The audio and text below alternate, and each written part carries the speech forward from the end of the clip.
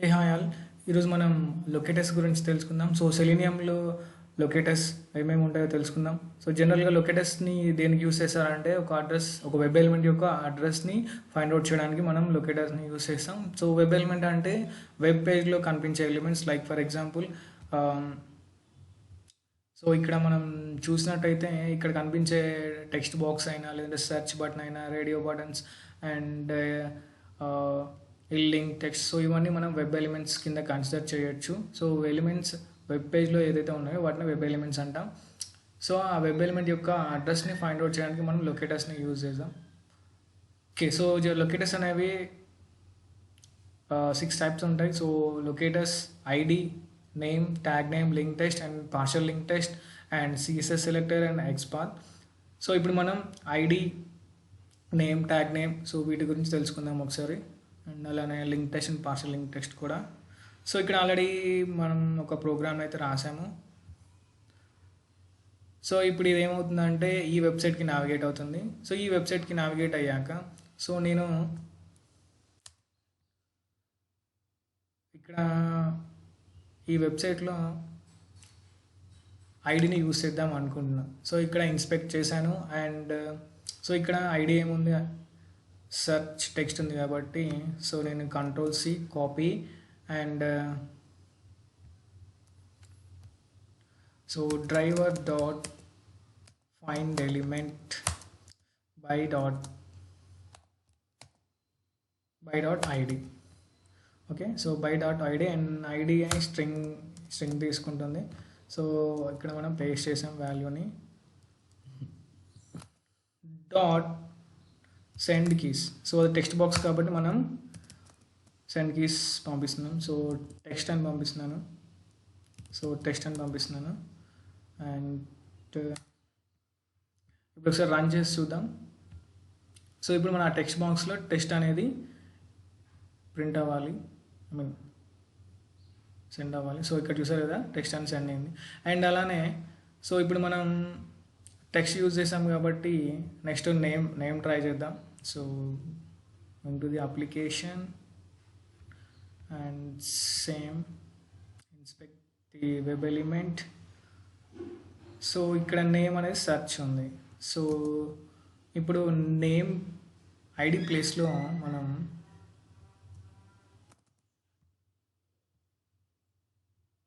లేదంటే డైరెక్ట్గా మనం ఇక్కడే రాసుకోవచ్చు. ఇక్కడ రాద్దాం లేదు. So driver dot find element by dot name.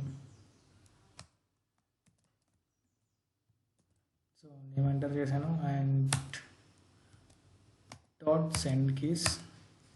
So ఇక్కడ కూడా టెక్స్ట్ అండ్ సెమీకోలన్. సో ఇప్పుడు ఒకసారి చూద్దాం.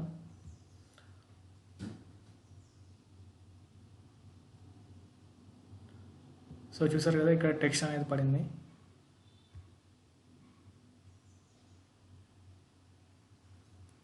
అండ్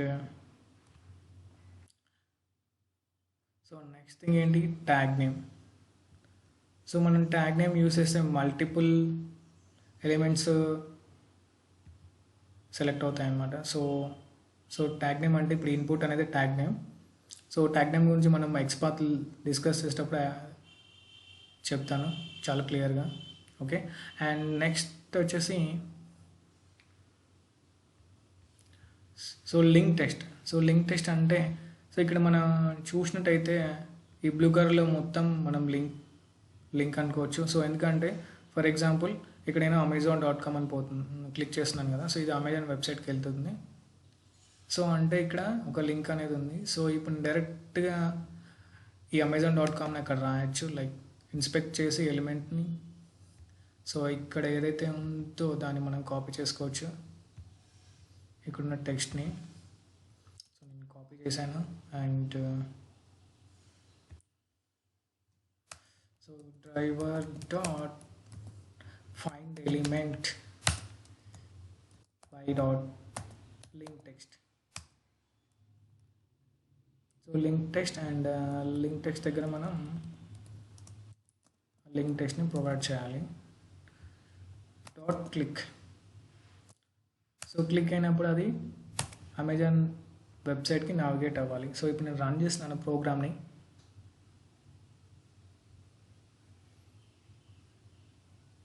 సో చూసారు కదా, అమెజాన్ వెబ్సైట్కి నావిగేట్ అయిపోయింది. సో ఇది link text. And partial link text అంటే ఫర్ ఎగ్జాంపుల్ ఇక్కడ మనకి ఇక్కడ చాలా పెద్దగా ఉంది ఈ లింక్ అనేది. సో ఇక్కడ మనం ఓన్లీ ఈ వన్ వర్డ్ వరకు యూస్ చేయొచ్చు అనమాట. సో చీప్ లోకల్ అని కూడా యూస్ చేయొచ్చు. సో దీన్ని మొత్తం యూజ్ చేసే కంటే, సో ఈ ఎగ్జాంపుల్ అని ఒకటి తీసుకుని, సో Amazon.com అనేది పెద్దగా ఉంది కదా, సో .com అనేది తీసి మనం అమెజాన్ అని కూడా రాయొచ్చు. సో ఇప్పుడు నేను పార్షల్ లింక్ టెక్స్ట్ యూస్ చేసి అమెజాన్ అని రాస్తున్నాను.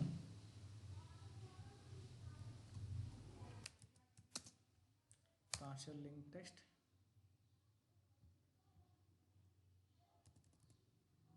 అమెజాన్ అంటే మనం లింక్ అనేది కొంచెం యూస్ చేసి నావిగేట్ అవ్వచ్చు. సో చూడండి, మళ్ళీ అమెజాన్ వెబ్సైట్కి వెళ్ళిపోయింది. సో ఈ విధంగా మనం పార్షల్ లింక్ టెక్స్ట్ని కూడా యూస్ చేయొచ్చు.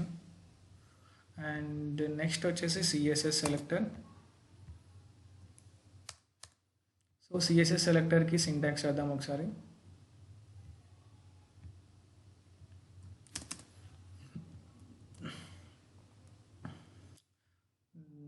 ట్యాగ్ నేమ్,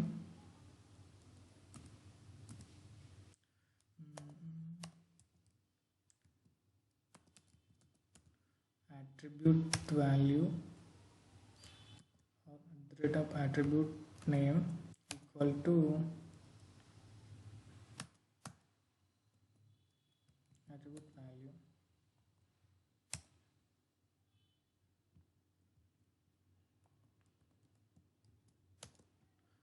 ఓకే, సో ఇది CSS సెలెక్టర్ యొక్క సింటాక్స్. ఓకే, సో ఇక్కడ మనం ఫర్ ఎగ్జాంపుల్ ట్యాగ్ నేమ్ అనేది ఇన్పుట్ ఉండొచ్చు. And at the rate of attribute name and attribute value అంటే ఫర్ ఎగ్జాంపుల్ ఇక్కడ మనం ఇన్స్పెక్ట్ చేసినప్పుడు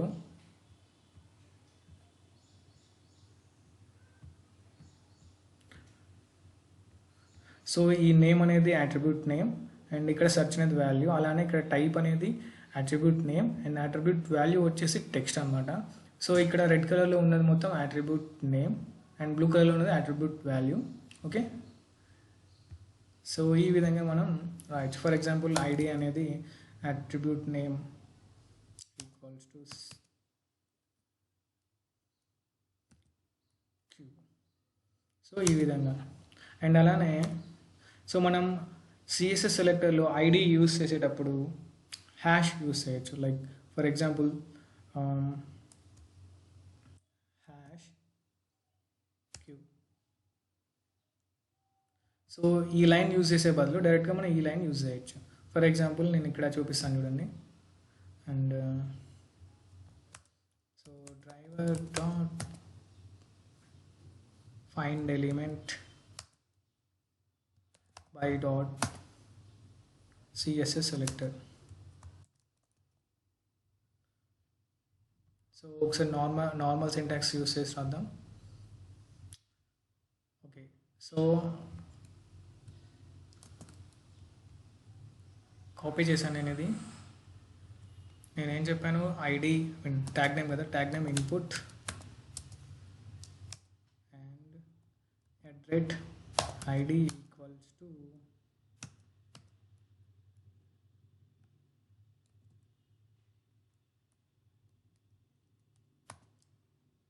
dot send keys.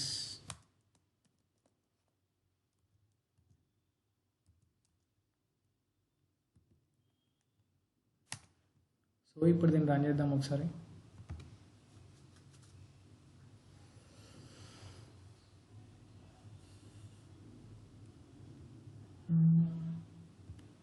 Okay, so ఇక్కడ టెస్ట్ 1 అనేది ఎంటర్ అవ్వాలి.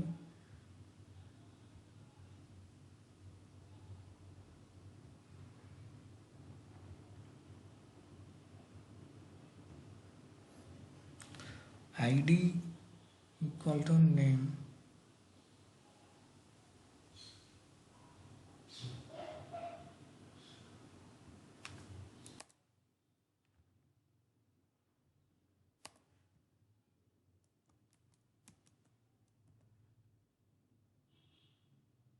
ఓకే. సో ఇక్కడ మనం బ్రాకెట్ మిస్ చేసాం.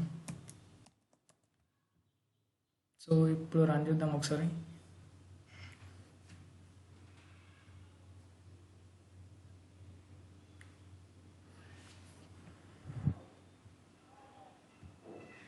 అయినా రాలేదు.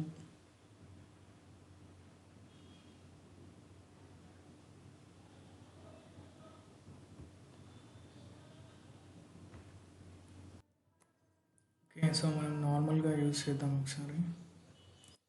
సో ఐడి అయితే మనకి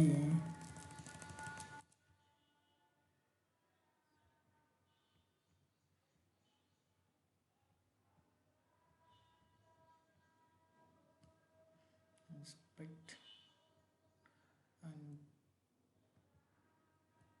సో మనం ఐడికి హ్యాష్ యూజ్ చేయొచ్చు. And hash ID. సో ఇప్పుడు చూద్దాం ఒకసారి రన్ చేసి. సో test1 అనేది ప్రింట్ అవుతుంది, సెండ్ అవుతుందో లేదో చూద్దాం. సో చూసారు కదా, మనం హ్యాష్ ఐడి అని యూస్ చేయొచ్చు అనమాట. ఒకవేళ క్లాస్ నేమ్ యూస్ చేసుకోవాలి అనుకుంటే డాట్ యూస్ చేయాలి. ఇన్స్టెడ్ ఆఫ్ హ్యాష్ మనం డాట్ యూస్ చేస్తే ఆటోమేటిక్గా మన టెక్స్ట్ అనేది ఎంటర్ చేయొచ్చు.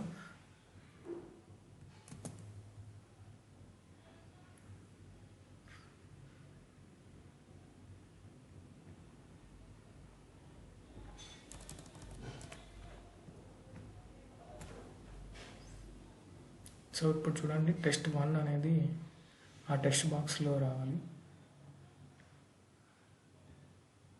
ఓకే. సో బేసిక్గా ఎందుకు రాలేదు అంటే, so class name is different, class is name is different. So ఇక్కడ క్లాస్ ఉంది కదా, సో క్లాస్ నేమ్. సో ఇట్లాంటి టైంలో మనం డాట్ అండ్ ఈ వాల్యూ యూస్ చేయొచ్చు. సో ఇప్పుడైతే ప్రజెంట్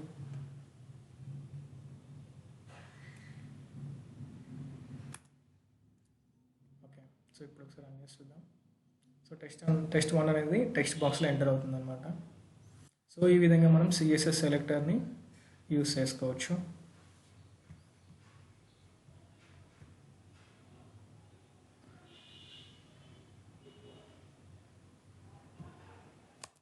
హ్యాష్.